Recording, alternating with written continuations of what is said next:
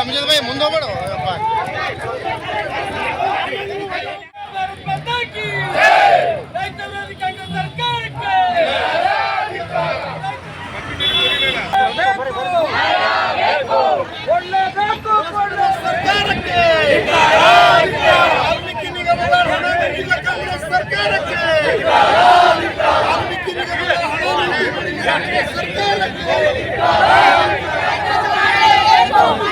ಅಧ್ಯಕ್ಷರು ಜೇವರ್ಗಿ ಕ್ಷೇತ್ರದ ನಾಯಕರು ಆಗಿರ್ತಕ್ಕಂಥ ಶಿವರಾಜ್ ಪಾಟೀಲ್ ರದ್ದೆವಾಡಿಗೆ ಅವರೇ, ಹಾಗೆ ಅಂಬರಾಷ್ಟ್ಗೆ ಅವರೇ, ಶರಣಪ್ಪ ಸಂವಿಧಾನ ವಿರೋಧಿ ಕೆಲಸ ಮಾಡಿದ ಒಂದು ದೊಡ್ಡ ಹಗರಣ ಮಾಡಿದ ನಾಗೇಂದ್ರಗೆ ಮಂತ್ರಿಗಿರಿ ಕೊಟ್ಟಾರ.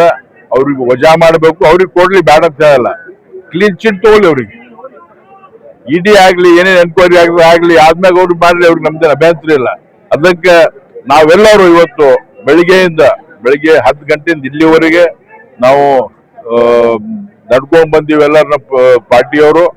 ಅದಕ್ಕೆ ನಮ್ದು ಒಂದೇ ಆಗ್ರಹ, ಇಮಿಡಿಯೇಟ್ಲಿ ಆದಷ್ಟು ಜಲ್ದಿ ನಾಗೇಂದ್ರ ವಜಾ ಮಾಡ್ಬೇಕಂತೇಳಿ ನಮ್ಮ ಡಿಮಾಂಡ್ ಅದ. ಅಷ್ಟೇ ನಮ್ಮ ವಿನಂತಿ. ಇವತ್ತು ಇಲ್ಲಿ DC ಆಫೀಸ್ ಮುಂದೆ ಹಗಲ ರಾತ್ರಿ ಇಲ್ಲಿ ಕೂತಿ ಸ್ಟ್ರೈಕ್ ಮಾಡೋದು ಒಂದು ನಮ್ಮ ಪಾರ್ಟಿ ನಿರ್ಣಯ ಮಾಡಿವಿ. ನಾವು ಅಲ್ಲಿ ಅವ್ರಿಗೆ ವಜಾ ಮಾಡೋವರಿಗೆ ಇಲ್ಲಿ ನಾವು ಅಲ್ಲಿ ಕೂಡೋರಿದ್ದೀವಿ. ಮತ್ತೆ ಇನ್ನೊಂದು ಬಹಳ ನೋವಾಗ್ತದೆ.